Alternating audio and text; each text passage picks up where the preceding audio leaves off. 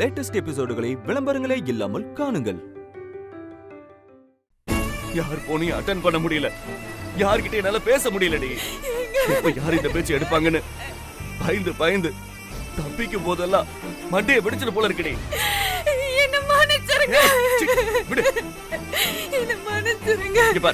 தயவு செஞ்சு மன்னிப்பு கேட்காத.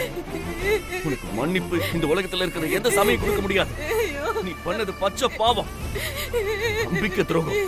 போயிடு போயிடு, கண்ணுமுறை நிக்காத, போயிடு. உங்களை பார்க்காம செத்து போயிட்டு தான் நான் கடலுக்கே ஓடி வந்தேங்க. ஆனா அதுக்கும் எனக்கு விதி இல்ல. இந்த பாரு, நல்லா கேட்டுக்க. விட்டுட்டு போன குழந்தை மேல உனக்கு எந்த உரிமையும் கிடையாது. மறந்துடுற குழந்தைய யாருக்காக போனியோ உனக்கு அது உண்மையா ரெடி போனி. ஐயோ வேண்டாங்க, அவன் என்ன வெட்டிட்டாங்க.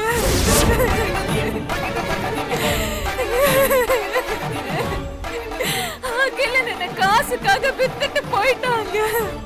என்ன சொல்ற? துரோகத்துக்கு பரிசு துரோகம் தானே, அத நான் அனுபவிச்சுட்டேங்க. என்ன வாங்கினவங்க தான் என்ன இழுத்துட்டு வந்தாங்க. இது எல்லாம் என்ன நம்ப சொல்றியா? நம்ப சொல்றியா?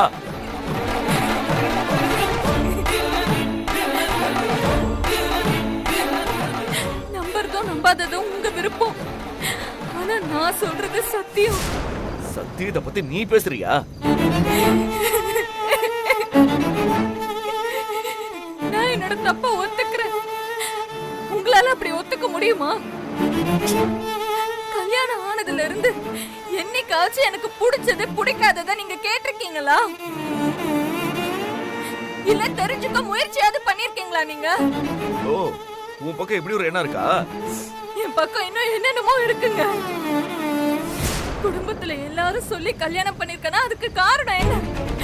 குடும்பத்தை நேசிச்சேன். ஆனா குடும்பம் எனக்கு பதிலுக்கு என்ன செஞ்சுச்சு? என் கணவன் நொறுக்கி சுக்கு நொற ஆக்குச்சு. குடும்பம்னு சொன்னது உங்களையும் சேர்த்துதான்.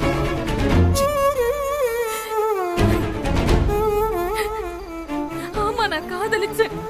கல்யாணத்துக்கு முன்னாடி காதலிச்சேன். சின்ன வயசுல இருந்து காதலிச்சேன். அந்த காதல முதல்லயே சொல்ல வேண்டியதானே? சொல்லி தொலைக்க வேண்டியதானே என்கிட்ட? யார் நான் சொல்றத கேக்குறாங்க?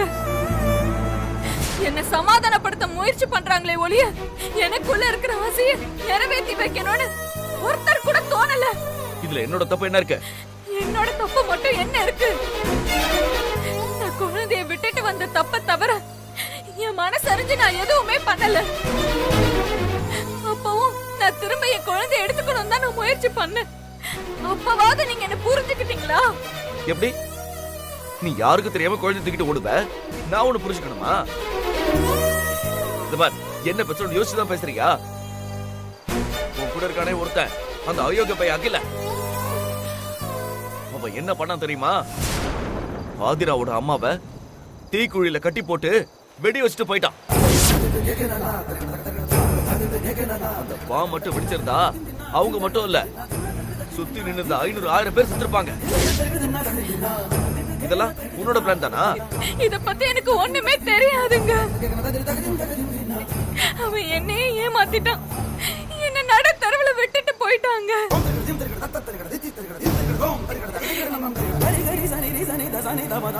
நீ இப்ப அத்தனை சரி பேசிட்டு இருக்க. இப்போ நான் பண்ணது தப்பு நான் ஒத்துக்கிட்டு பேச ஆரம்பிச்சேன். என்ன நியாயப்படுத்த விரும்பல. அதே நேரத்துல நடந்ததுக்கு நான் மட்டும் காரணம் இல்ல. என்னோட குடும்பம், என்னோட வீடு, நீங்க எல்லாம் தான் காரணம். உங்களை கை காட்டி எனக்கு ஒன்னும் ஆக போறது இல்ல. ஆனா நீங்க இன்னும் என் மேல அக்கறையா இருந்திருக்கணும். என்னோட கனவுக்கு கை கொடுத்திருக்கணும். அப்படி உங்ககிட்ட ஒண்ணு இல்லாதப்ப நான் திரும்ப அகிலன் கிட்ட தான் போனேன். என்ன கஷ்டப்படுத்தணும் தான் இப்பவும் இத பேசிட்டு இருக்கியா? ஊரே என்ன குறை சொல்லிட்டு இருக்கு. திரும்ப நான் ஒருத்தையாச்சும் குத்தம் சொல்லணும்ல, அதான் நான் உங்களை சொல்லிட்டு இருக்கேன். நான் என்ன பேசுறேன்னு எனக்கே தெரியாம இருக்குங்க. நீங்க ரொம்ப நல்லவர், என்ன ரொம்ப நல்லா பாத்துக்கிட்டீங்க. ஒரு நல்லவருக்கு பண்ண கெடுதலுக்காக கெட்டவன் கிட்ட கூட தண்டனை கிடைக்கும்னு நான் இப்பதான் புரிஞ்சுக்கிட்டேன். நான் சொல்றத கேக்குறீங்களோ இல்லையோ, ஆனா சொல்ல வேண்டியது என்னோட கடமை. நினைவு தெரிஞ்ச நாள்ல இருந்து நான் அகிலனை காதலிக்க ஆரம்பிச்சிட்டேன். அது தெரிஞ்சதும் என் தாத்தா உங்களுக்கு கல்யாணம் பண்ணி வச்சுட்டாரு.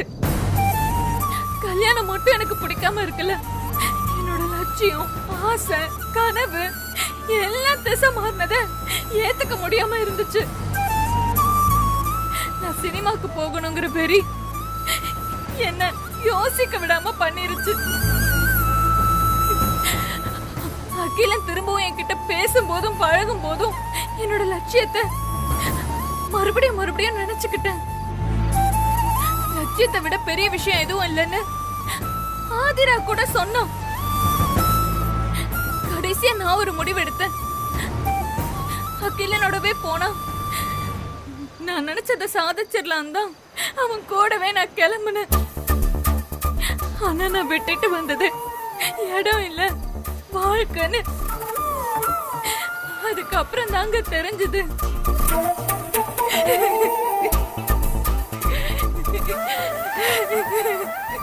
குழந்தைய பார்க்காம இருக்க முடியல. அவளை தூக்கிட்டு வந்துடலான்னு முட்டாள்தனமா முயற்சி பண்ண, எதுவுமே முடியல. எல்லாத்துக்கும் மேல அகில என்ன பழி வாங்கிட்டான்.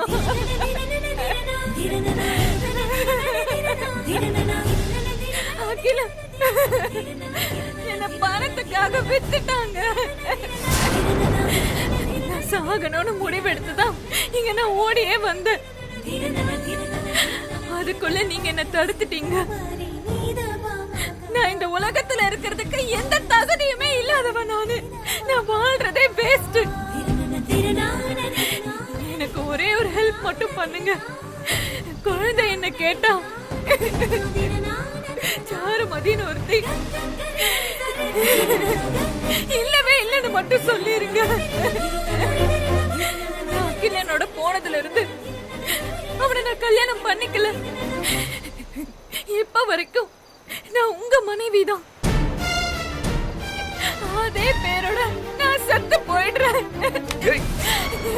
விடுங்க, நான் என் உயிரோட இருக்கணும்.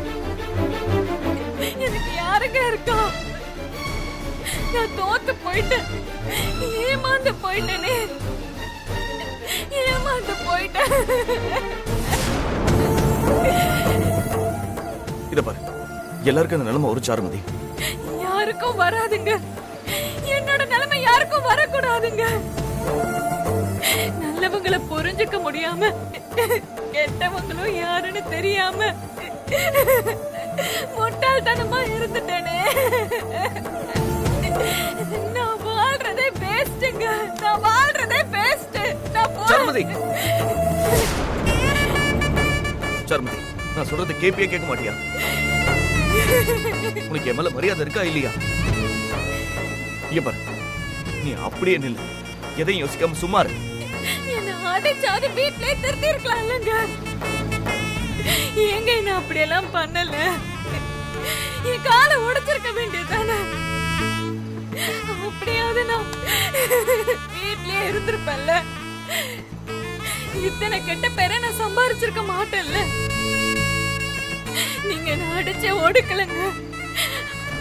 அதான் நீங்க பண்ண தப்பு. உங்களோட நல்ல மனசுதான் என்ன தப்பான முடிவெடுக்க தூண்டி இருக்கு. தெரியல சாருமதி, நான் என்ன பண்ணிருக்கேன்னு எனக்கே தெரியல. நீ வீட்டை விட்டு போனது பொய்யா இருக்கணும் தான் நான் இப்ப வரைக்கும் நம்பிக்கிட்டு இருக்கேன். உங்களை வேண்டான்னு ஓடினதுக்கு அப்புறமும் என் மேல நீங்க வெறுப்ப காட்டாம இருக்கீங்க. அதாங்க என்னால சகிச்சுக்கவே முடியல. நான் பண்ண தப்ப விட உங்களுக்கு இப்படி ஒரு தப்ப பண்ணிட்டேனே, நெஞ்செல்லாம் வலிக்குதுங்க எனக்கு. பாக்குறவங்களுக்கு நான் அகிலன் கூட வாழ போன மாதிரி தான் இருக்கும். ஆனா நான் என்னோட லட்சியத்துக்காக தாங்க போனேன். நம்ம யாருக்கும் சலிச்சவே இல்ல. நம்ம எதிர்காலத்துக்கு எத்தனை தடைய வேணாலும் தடுக்கலான்னு எனக்கு நானே சமாதானம் சொல்லிக்கிட்டேங்க. நான் எடுத்த முடிவுல நீங்கெல்லாம் பாதிக்கப்படுவீங்கன்னு நான் நினைக்கவே இல்ல. என் மூளைக்கான அறிவே அவ்வளவுதாங்க. சர்மதி, நான் படிச்சிருக்கலாம், பதவியில இருக்கலாம், எது வேணாலும் நினைச்சா செய்யலன்ற இடத்துல கூட இருக்கலாம். ஆனா விதியை மீறி எதுவும் செய்ய முடியாது. இந்த வார்த்தையை என் கல்யாணத்துக்கு முன்னாடி யாராவது சொல்லியிருந்தாங்கன்னா சிரிச்சிருப்பேன். ஆனா அனுபவம் எனக்கு உண்மையை சொல்லிக் கொடுத்திருக்கு. எந்த புத்தகமும் சொல்லிக் கொடுக்காத படிப்ப இப்ப படிச்சிருக்கேன் சர்மதி. நான் திரும்ப திரும்ப அதே சொல்றேன்னு நினைக்காதீங்க. நீங்க என்ன கட்டி போட்டாது திருத்தி இருக்கணுங்க. என்னையே சும்மா விட்டீங்க. சர்மதி, யாரும் யாரையும் அடக்கி வைக்க முடியாது. இன்னைக்கு நீ அடைஞ்ச பக்குவத்தை எத்தனை நாள் கட்டி போட்டு இருந்தாலும் கத்திட்டு இருக்க முடியாது. அதுவும் இல்லாம நான் அப்படி எல்லாம் பண்ண மாட்டேன். அப்படி பண்ணணும்னு நான் நினைக்க கூட மாட்டேன். அதை என் ஃப்ரெண்ட்ஸ் கூட புரிஞ்சுக்கல தெரியுமா? நான் உனக்கு பண்ண டார்ச்சரால தான் நீ ஓடி போயிட்டேன்னு எல்லாரும் நினைச்சுக்கிட்டாங்க. கடவுளே, என்னால உங்களுக்கு இவ்வளவு அவமானமா, இவ்வளவு கெட்ட பேரா? நான் இப்பவே மூச்சு புடிச்சிட்டு செத்துறலான்னு இருக்குங்க. வாழ்க்கையில எல்லாத்தையும் எதுக்கு தான் ஆகணும் சர்மதி. உனக்கு நடந்ததை நீயும் எனக்கு நடந்ததை நானும் அக்செப்ட் பண்ணி தான் ஆகணும். இது இப்படிலாம் நடந்திருக்க கூடாதுன்னு மறுபடியும் பேசி ஒண்ணும் மாற போறதில்ல. நான் உங்களுக்கு பண்ண நம்பிக்கை துரோகத்தை அகில எனக்கு பண்ணிட்டாங்க. அவனை நான் அவ்வளவு நம்பினேன். அவன் அப்படியெல்லாம் பண்ணுவான்னு நான் கற்பனை கூட பண்ணி பார்க்கலங்க. பிடிச்சாருமதி, அவன் உனக்கு தண்டனை கொடுக்கறதுக்காக எதுவும் செய்யல. அவனோட நேச்சரே அதான். நீயே அவனை நினைச்சுக்கிட்டு வருத்தப்பட்டுக்காத. போன வாழ்க்கையை மறந்துட்டு இருக்கிறத வச்சு நிம்மதியா வாழப்பாரு. இனி எனக்கு என்னங்க இருக்கு? நான் எதுக்காக வாழணும்? சர்மதி, திரும்ப அதையே யோசிக்காத. கொஞ்ச நேரம் அமைதியா இரு. மூச்சை நல்லா இழுத்து விடு. இதப்பா, அடுத்த 5 நிமிஷத்துக்கு எதுவும் பேசாத.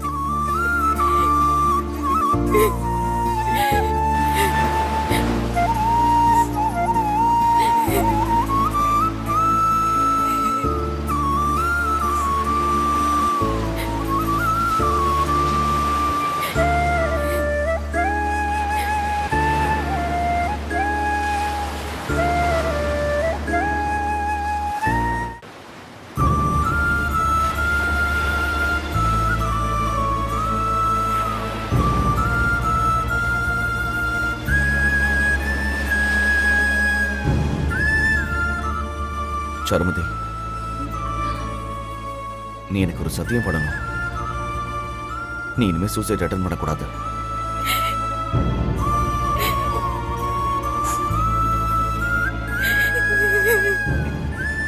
சர்மதி, வாக்கு கொடு சர்மதி. நான் போயிடுறேங்க, என்ன விட்டுருங்க. இங்க பாரு, இப்படிலாம் பேசாத. நான் கேட்டதை கூட இனி நான் சாக முடிவெடுக்க மாட்டேன். இது சத்தியம்னு சொல்லு. சொல்லு சர்மதி. அழாத, கண்ணத்தோட சத்தியம் பண்ணு.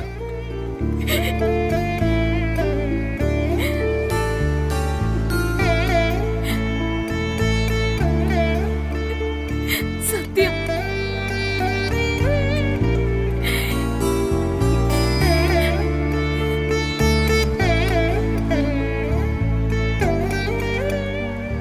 ஓகே சர்மதி, வா வீட்டுக்கு போலாம்.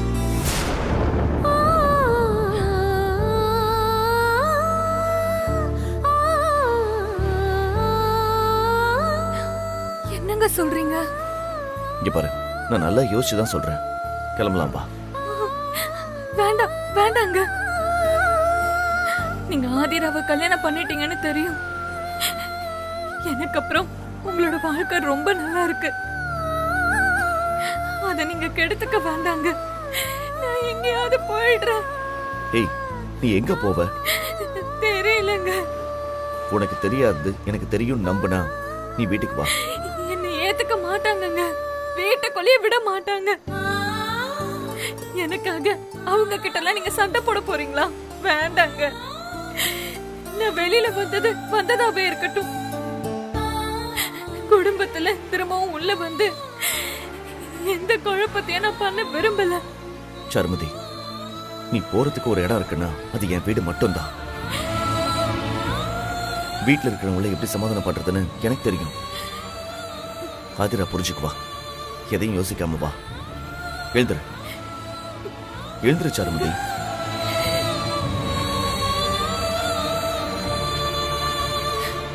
கொஞ்சம் யோசிச்சு முடிவெடுங்களேன். உங்க சந்தோஷத்தை தொலைச்சுக்காதீங்க. உன்னை எங்கேயே விட்டுட்டு போயிட்டா அதுக்கப்புறம் எனக்கு சந்தோஷம் இருக்குமா? நீ என்ன புரிஞ்சுக்கிட்டது இவ்வளவுதானே சர்மதி? புரியுதுங்க, ஆனா வேண்டாங்க. ப்ளீஸ்ங்க, ப்ளீஸ். பேசாம வா சர்மதி, வா.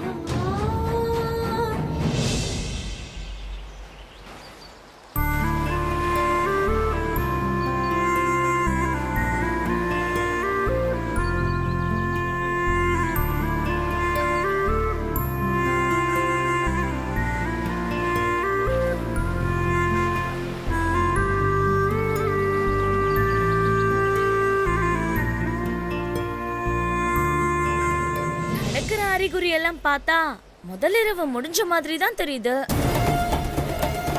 என்ன நீ பேசவே மாட்டேங்கிறீங்க? உனக்கு என்ன பார்த்தா காமெடி பேஸ் மாதிரி தெரியுதா? நான் அப்படின்னு தப்பா கேட்டேன்.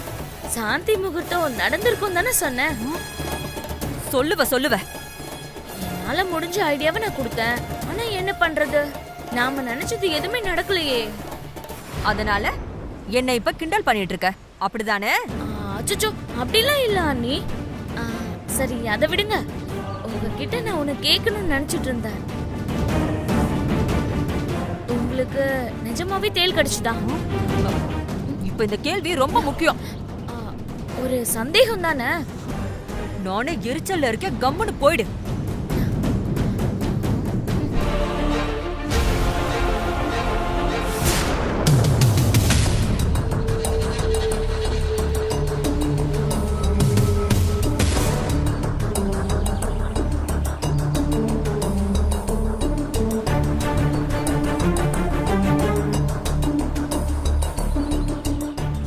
எல்லாத்துக்கும் டென்ஷன் ஆகுறீங்க? கொஞ்சம் கூலா இருங்க. ஓ, இவங்க இங்கதான் இருக்காங்களா? காலையிலே நம்மள பத்தி தான் புலம்பிட்டு இருப்பாங்க இவங்க. முதல்ல இவங்கள வெறுப்பேத்தணுமே. என்ன பண்ணலாம்?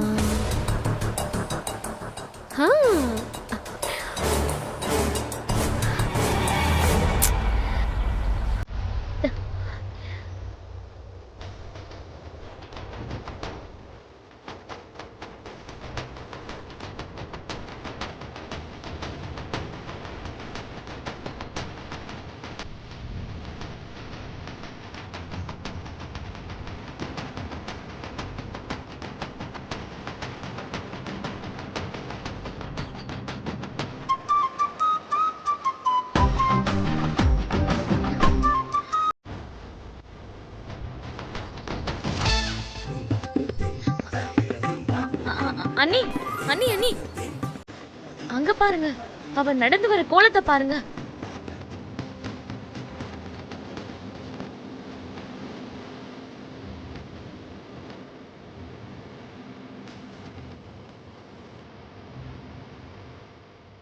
என்ன கோச்சிட்டு என்ன பண்றது?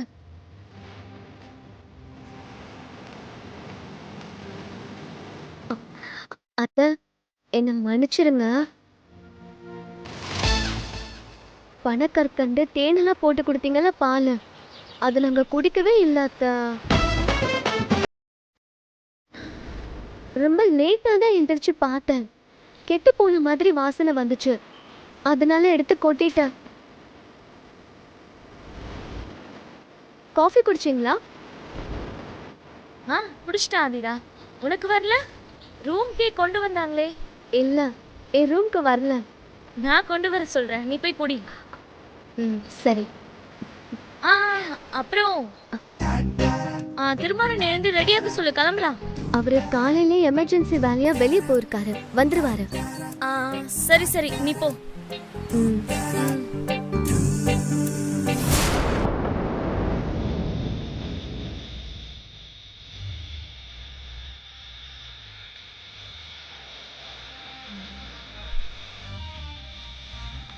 திருமாறன் இவகிட்ட மட்டும் சொல்லிட்டு வெளியில போயிருக்கான். இதுல இருந்து என்ன தெரியுது? ஒரே ராத்திரியில ஆதிரா திருமாறனை முந்தானையில முடிச்சு வச்சிட்டான்னு தெரியுது. இனிமே திருமாறன் அகல்யாவோட மகன் இல்ல, ஆதிராவோட புருஷன். போதும் போதும், இப்ப உன் வேலையை பாரு போ. அட என்ன நீ, நான் உண்மையை தானே சொன்னேன்.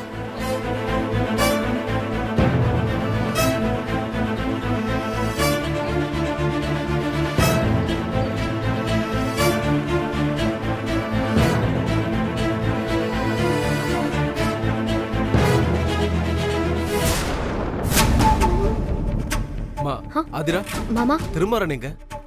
வந்துடுறேன்னு சொன்னாரு மாமா. உண்மை சொல்லு, உன்கிட்ட சொல்லிட்டு தான் போனானா?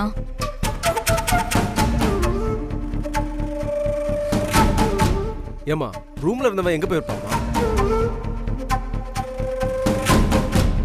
என்ன பண்றீங்க எல்லாரும்? கிளம்புறதுக்கு டைம் ஆகலையா? திருமாறன் இன்னும் வரலமா. ஆமா, நீ அவனுக்கு ஃபோன் பண்ணியா? இல்ல மாமா. மா, ஃபோன் பண்ணி வர சொல்லுமா, எல்லாருக்கும் வேலை இருக்குல்ல. சரிங்க மாமா.